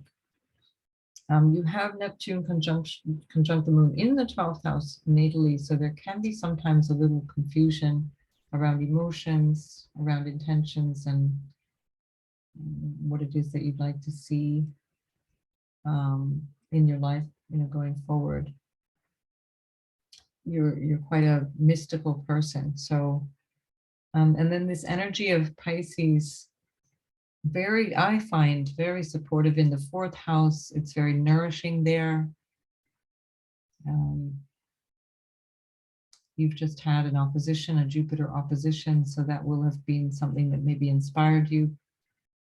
And Neptune is going to, I think it won't come back to oppose your Jupiter, but it's going to pester your Pluto for a while. And so there is this confusion between what you want psychologically and what you'd like to do out in the world, how people see you. That can be something that you can work with in terms of spiritualizing your work even more, if that's possible. But it can also be that there's a tendency not to see clearly what it is that you want, or why you might want something. Jupiter rules your chart, so it's in really good dignity right now. So I would take this next week for sure, these next 2 weeks up until Jupiter moves into your 5th house, to really plan out what it is that you'd like to see for yourself in terms of your role in your work. I think it's all quite good though. I think it's a really nice energy, the way I see it. I think this is a nice energy for you. And that lasts as well. This lasts for, a period of up to 1.5 years or 6 months for sure. So you can kind of look back in November-ish, look back on this and see, where's all that going. I want to point out, while we're here, since we're talking about Jupiter as the chart ruler, I want to point out that Jupiter is actually going to be, so Rahu is going to eventually, in December, later this year, going to be at the point of this eclipse. So when Rahu moves towards, it always moves backwards, so it's moving towards the point right now where we're having this eclipse. We're going to get new information about what we choose to do right now. So whatever the long-term plan is, whatever your choice is right now going forward, this is not just for Petra, it's for everybody. That's actually something that will get an affirmation or a kind of a turning point or something, some new information, probably helpful because we're involving Jupiter here, and that will show up in December and then again in January. So December, January, when Rahu is moving at that point, then it's going to come in July. When Rahu's leaving that point, Jupiter will actually enter in. And also July 2023, November 23, you're going to have Jupiter crossing that point again. And especially this is important because Jupiter rules Sagittarius. So it's helpful for everybody, but just to keep that in mind. So there's something that's happening now that you'll get a confirmation about in December and January that Rahu will show you. you're going in the right direction, or it needs to be changed, or it needs to be switched up in some way. And then again, Jupiter will show you the following summer, July 2023. 2023 for everyone is going to be a really significant year, especially March. March is going to be a powerful month when we have Saturn and Pluto changing signs. That's for a whole other session. So let's move on to where we find the lunar eclipse in the middle of May.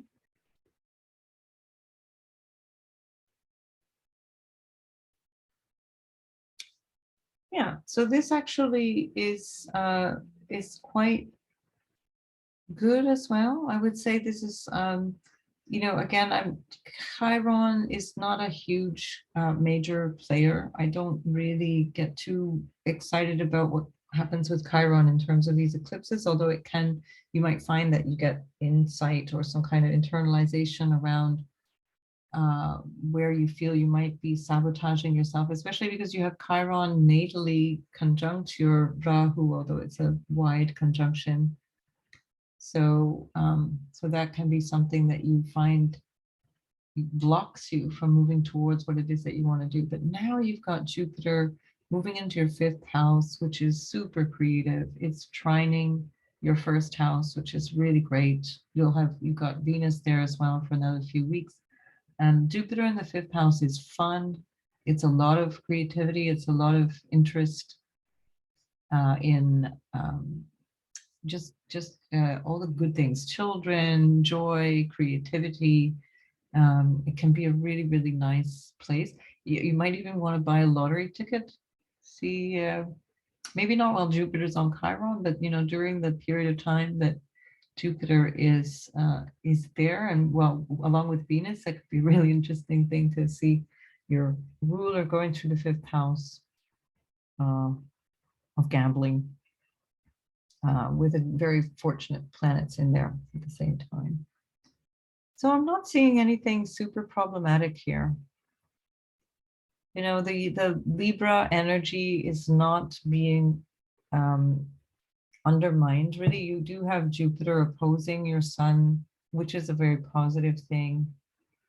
Jupiter opposing the sun at the time of this eclipse, but it's I see that as something quite supportive of where you want to go. It has a lot to do with groups and people that you hang out with, as well as obviously, as well as your you know, the goals, your life goals, and so on. Maybe because your moon is so strongly impacted, it has something to do with, could it be moving? Are you interested in moving? Maybe. Is it something to do with, it can be something to do with a desire that you might have as a woman, as a mother, to make something change, or that will happen in terms of your own mother. Moon represents our mother as well, not just ourselves as a mother, but the energy of mothering. But moon is also home. So yeah, that can be something very stimulating there. And again, I'm not really focused too much on that Neptune because it's not a personal planet. I want to see where something more personal, more close to home is being affected. I think these eclipses are actually quite good in general for Sagittarius. I see that as really constructive. You've got Mercury going through your 7th house. Is going to stay there for quite a while because it's there until through all of June as well, because it's going to go retrograde and then direct again. So we've got Mercury in pretty much May and June in the 7th house. That's quite nice. It's nice for building relationships. So that's kind of a signature of both of these eclipses for you, is new relationships in partnerships, new communications potentially with clients, new ways of connecting with people that you're related to in an important or close relationship. So very good. I think we need to look now for Catherine. Have I done everybody? I think. So we'll do Catherine. I'm not sure if I've done Ava. I have to go back and check. I think Ava is missing. But Catherine is, let's go back to the, we'll start with this weekend for Catherine. So,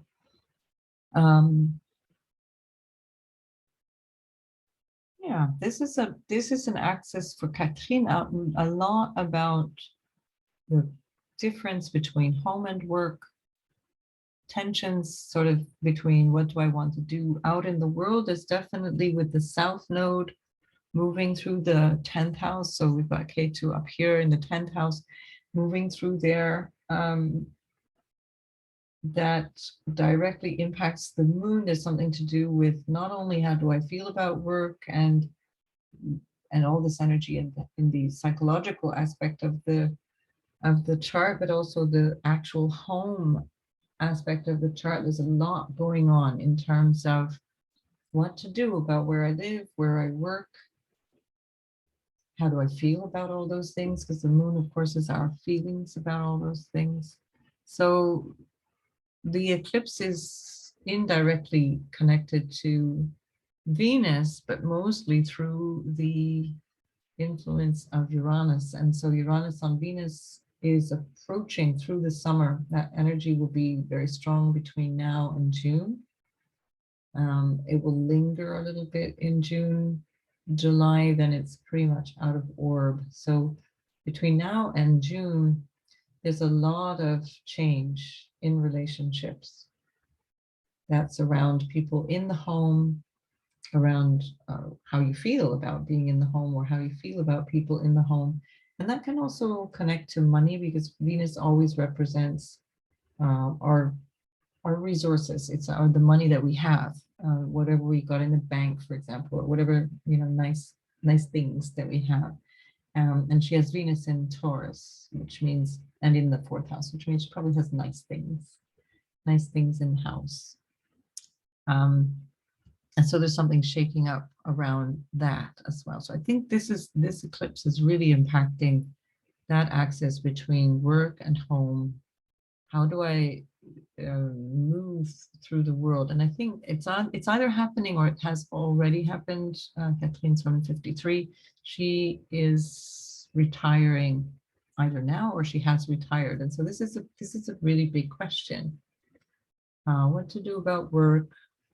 What is my status, my social status? That's the 10th house as well. How do people see what I do? How do I connect with people out in the world? And then all of this energy in Taurus about how do I feel about that? And because she has Taurus in the house of home, and also that psychological energy, the deeper sense of self, the deeper sense of home, that means that there can be this resistance to change. There's a kind of a tendency to linger, maybe linger over choices, linger over ideas. There's also, just a need for security, that need for security, which may be preventing the change. And so when this change is going to be, and it will be thrust upon you, there's something that's coming that will shift everything, then that's the big news, I think, for the next 6 months for sure, and potentially much, much longer. So again, keep in mind that the changes that you're going to make are long term. These are changes for years to come. We're looking at the cycle of the eclipses as well as these shorter cycles of the lunar eclipse. If you think back, for example, the previous time that this axis was activated was 2014. So the end of April was actually 29th of April, 2014 was the last time that this axis was triggered. And that again applies to everyone. So the Taurus and Scorpio axis was reversed. So the North Node was in Scorpio, the South Node was in Taurus in April 2014. And that's, if you look back on the end of April in that year, what was going on for you? How did that transform you? What changed? And you get an idea of how things are shifting now. And then the time before that, where the same energy was happening. So we had the South Node in Scorpio and the North Node in Taurus, just like now. That was in 2003 and 2004. And again, you can have a look back and say, well, what has this cycle of roughly 18 years or so brought me, what's shifting in a new way, because it's really about that. It's about change in something different, something new that is required of you.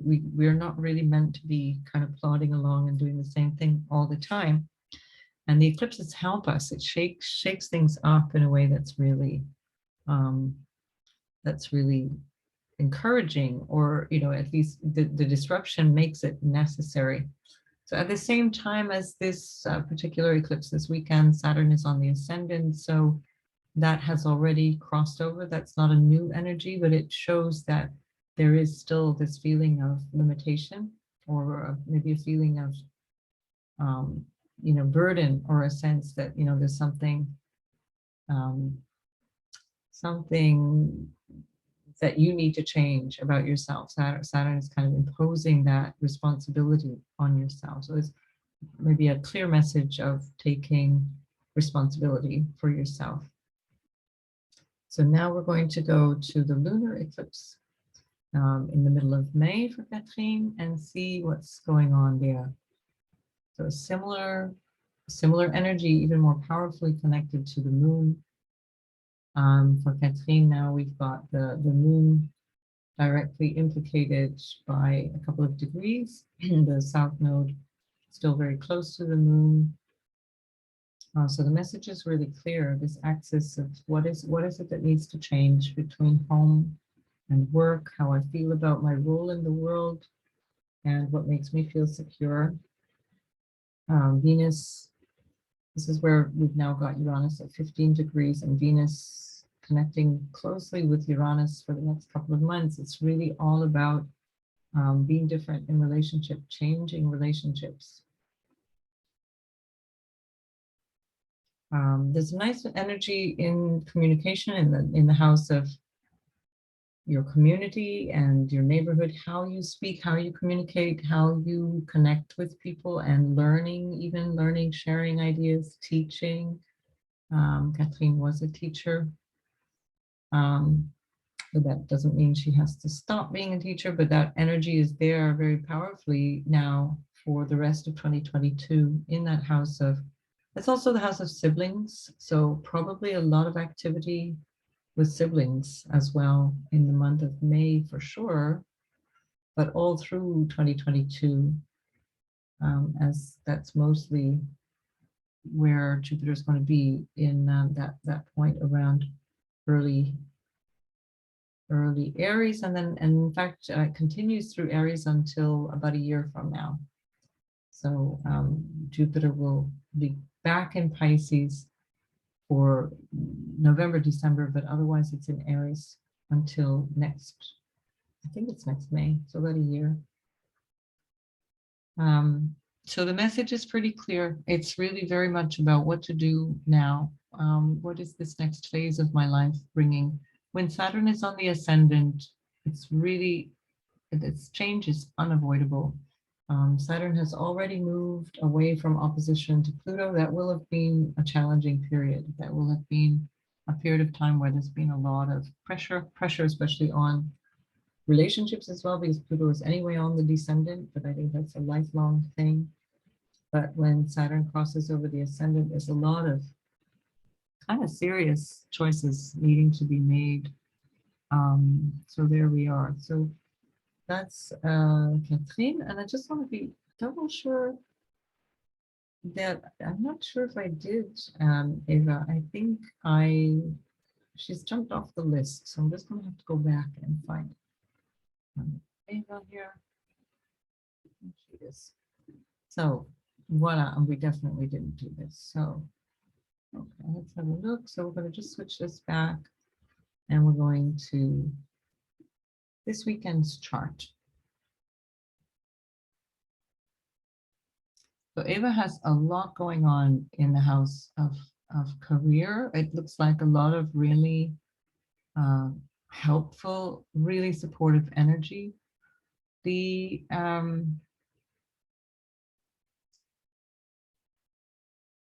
eclipse is happening in a place, it's not really directly impacting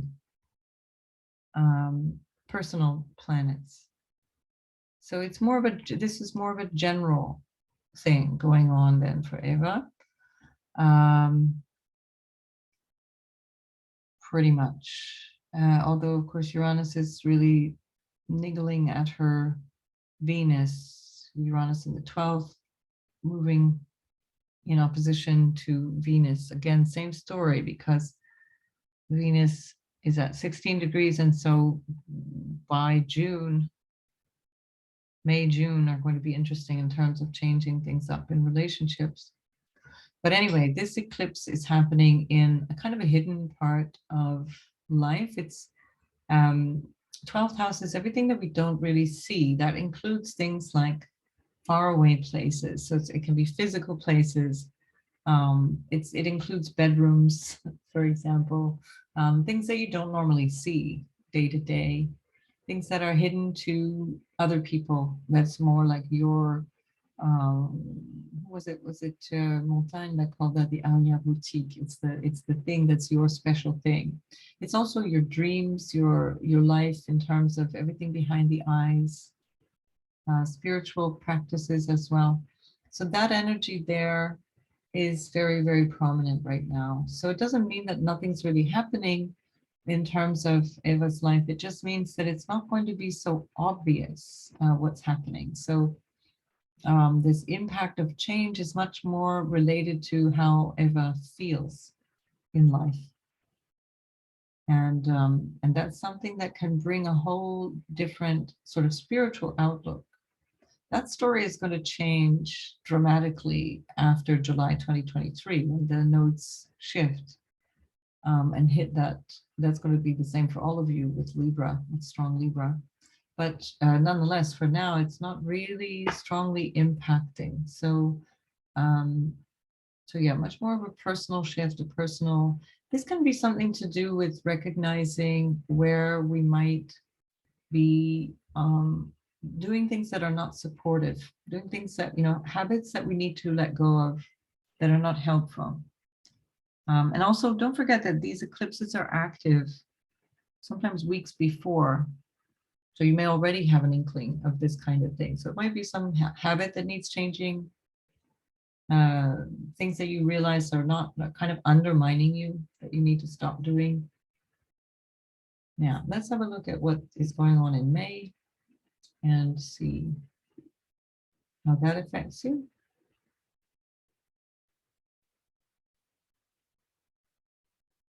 So this time the eclipse is happening directly on Pluto. So again, Pluto is not a personal planet. We can see where that represents issues of, for example, power and taking over an aspect of, understanding your role in your day-to-day life. But it's less, I would say, directly impactful when it's not a personal planet. And so there again, we have a situation where it's not really directly impacting. So the Venus is still kind of lingering out there, but it's no longer really, it's not really directly impacted. 7 degrees off is a long way off. So I think we, certainly I even find 5 degrees is quite a lot. I would rather see 2 to 3 degrees when something is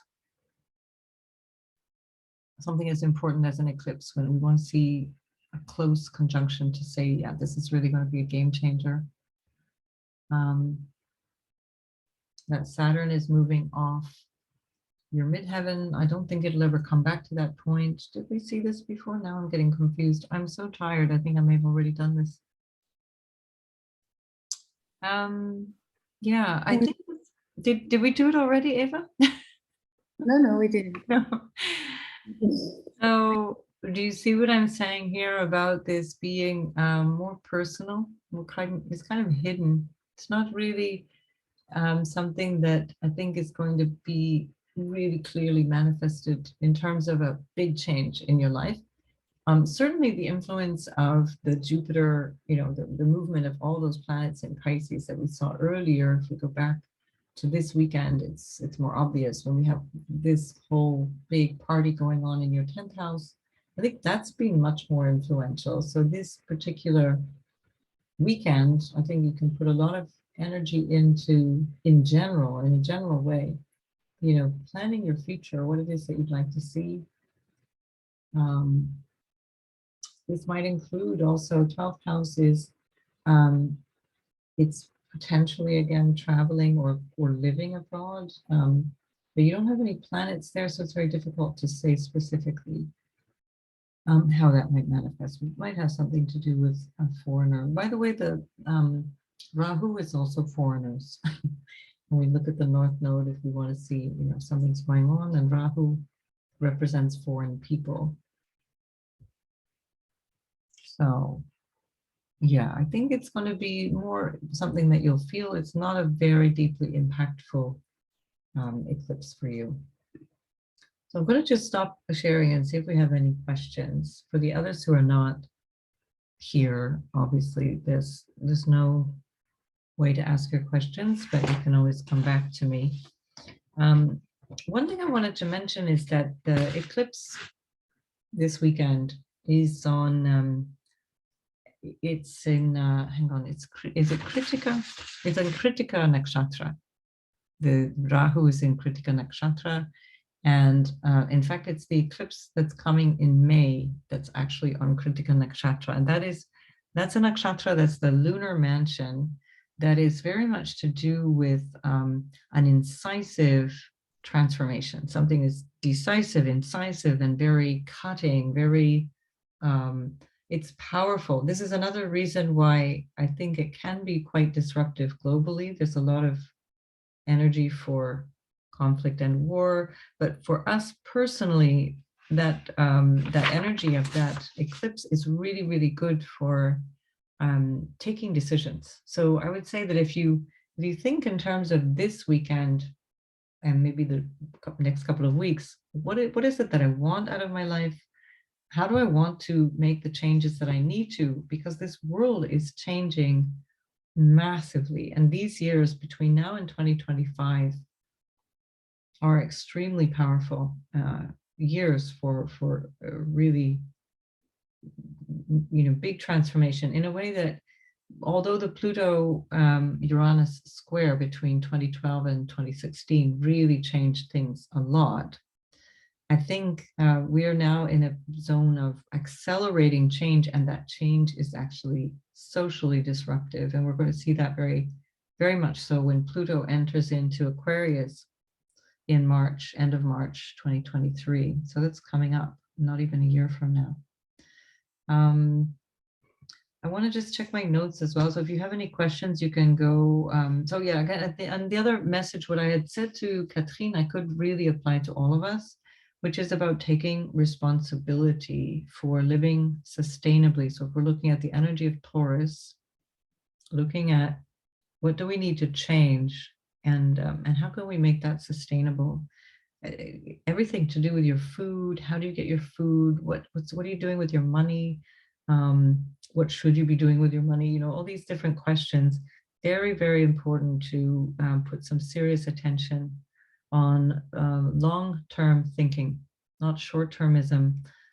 Looking at how you interact with the world, and is it going to be sustainable for you? Is it good? Is it working for you?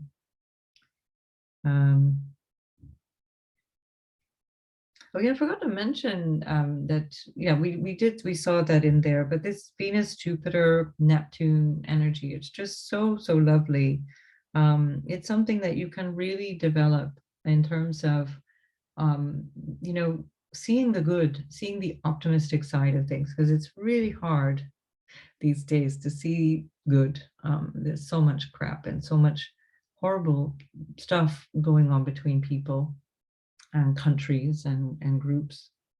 But there is this potential that's really very uplifting, particularly at this eclipse coming up this weekend. Very beautiful, harmonious, uplifting energy. And it can actually be a time where you choose creatively to not be too grounded, to allow yourself to dream up a new possibility or become more intuitive, more inspired by things that are not real. So it's one, you know, one of the things about Pisces, and particularly Neptune in Pisces, is that it's very ungrounded and not not connected to reality, or what we call reality, and so it can cause a certain amount of delusion, confusion around things.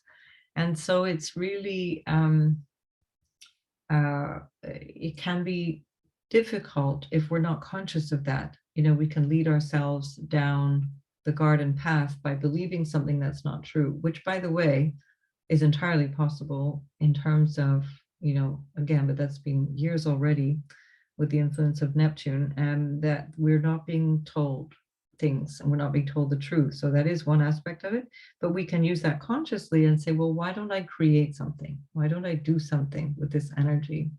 Particularly Petra, with this all this energy in the fifth house that's coming up. How can I move forward creatively with Scorpio rising? So for Marco has also that fifth house energy, using that energy creatively, that impulse for something creative. That can also be for Scorpio rising, that can be about children, creating children. That's one thing. Let me just double check all my notes. And in the meantime, if you have a question, you open up and unmute yourself.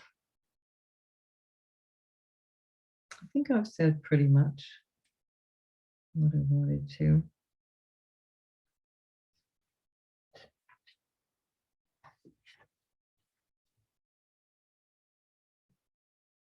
Yeah, I think we just need to be really clear that we are living in, people are being dramatic and calling them end times, but in a way that is kind of what it is, because it's the end of the world as we knew it. That was a song I grew up with. Some of you may have already. It's the end of the world as we know it. And that is really true. And the truth is, it's always true. It's always like that. But what's happening now is that it's really accelerating. So yeah, beware of this lack of clarity. This lack of clarity, this can be the instability around this eclipse time. This is that Uranian energy. That lack of clarity can have us a bit confused. We can even become paranoid. That's a scorpionic trait, being paranoid. And also because Pluto is in a very strong aspect to this eclipse, with Pluto aspecting the eclipse. Yeah, again, I mentioned, like with Elon Musk, it can be issues of like these power plays. We see it between Jeff Bezos and Elon Musk, and it's like, it's just crazy. You look at this stuff and you think, wow, is this real life? So we're in the middle of it, and we have to deal with it somehow. We have to carve out our own way of living in all of this. So okay, so Yvonne has asked a helpful question about shared resources. So anything that we share with another person, a bank account, like a joint bank account, or being dependent on a spouse's income, that's shared resources. Inheriting money from somebody else, getting a rebate from tax from the government, for example, or getting government unemployment insurance. And it's also what you share with your partner. If you live with somebody, for example, it's the house of marriage also, that eighth house is the house of marriage as well. And so it's what we share in our life with somebody else. That can literally be a bed. It's all the stuff in your house. It's your furniture, it's your car, all those things. And so we can see with that axis being triggered, when the second house and eighth house axis is triggered, that there's going to be some disruption in terms of what you might be receiving from somebody else, or what other individuals might be able to share with you. That's also what you can bring to them. So your second house tends to be what you already have and your assets and what you bring to the table. And it's how you share that with other people.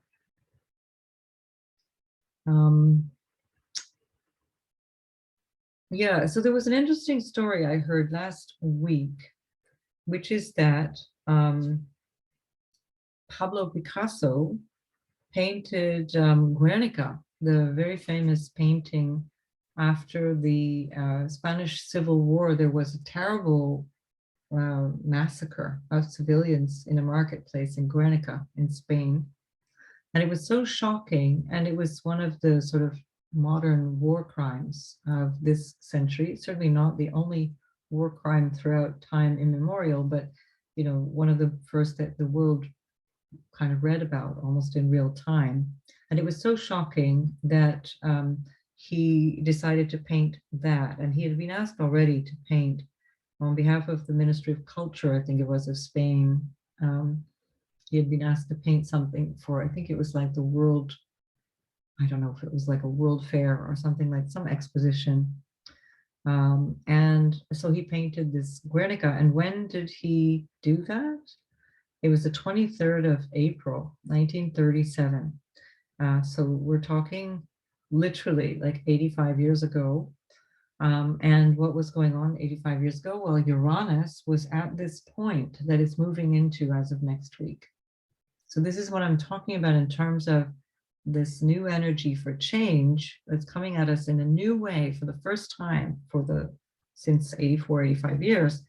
But it's going to have a similar flavor. And if you, maybe I'll link to you my old blog from my old website about the Uranus ingress into Taurus, because I put a very long blog in there. It was all about how all the shifting that we're going through right now was going to take place. And it's very, very significant because Taurus is so vital to our well-being, to how we nourish ourselves, to how we sustain ourselves, to how we fund whatever we do.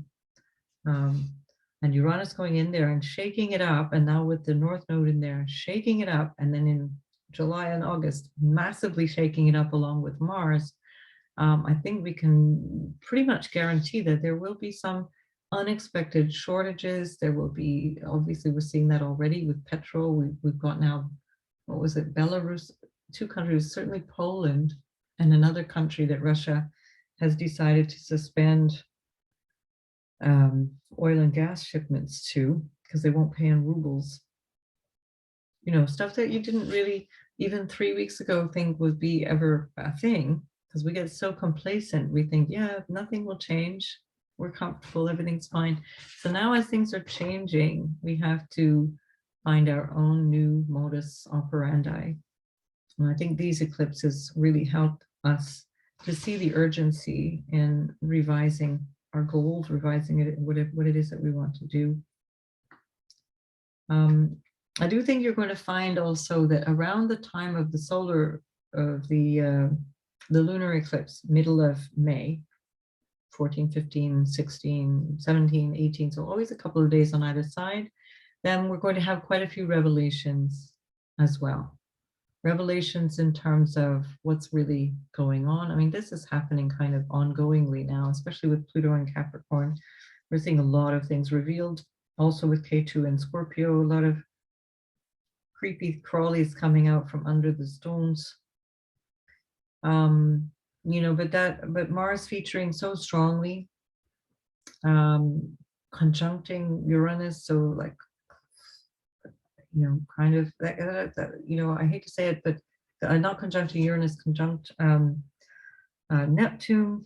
So that Neptune can be about nuclear power, nuclear weapons. Mars conjunct Uranus at the time of that quite volatile eclipse. It's not a great energy. Yeah, I think maybe that's it. I think I've gone through my notes. I don't see anything that I haven't really said. So I do want to thank you very much for being here. If you have any other questions, this is your last chance to jump in. If you're interested in following, the lives of individuals, do kind of follow what's going on with Biden, with the royal family, because they're in a free fall right now, and these eclipses are accelerating that. Biden, I think, also is in a bit of trouble. particularly around health and his well-being in general. And so, and we saw in the year before how these eclipses directly impacted Donald Trump. Literally at one point towards the end, eclipsing him out of the public life that he had been dominating for years, for 5 years before. He's kind of like persona non grata in most places. So take a look at all of that in your own chart. Have a look at what it is that you'd like to see for yourself in the years ahead. Give yourself like dream big in the sense of, as you're planning, there's nothing that you can leave out. You just keep planning, plan big, and feel it in your body. Taurus is very much about the body, the physical body. So feel in your body what feels right to do. When you make a choice, if you have to go this way or that way, don't go anywhere before you really feel it in your body. Feel the choice that you're making, and try and have this feeling of, what is it that I want? What is it that I want for my life? And just see what it is that you can offer others as well through resources that you might have, what it is that you might like to share with others. Taurus is also partly that, that aspect of abundance, sharing, especially when Pluto moves into Aquarius. I think that's going to become a major theme: communal living, sharing, transformation of society. So I've only just now noticed that I don't think I have a video, but my video should be on. So something must have changed when I switched over from sharing my screen. So I apologize if you haven't been seeing anything, not very much going on the screen. But I hope this was helpful. I will send the recording to you tomorrow morning. I have to take the dog out for a walk right now. And I look forward to hearing all the things that may have come up as a result. So yeah, happy eclipses, happy weekend. Thanks, Eva. And yeah, and I'll see you all at some point soon. Okay, bye everybody. Thanks, Petra.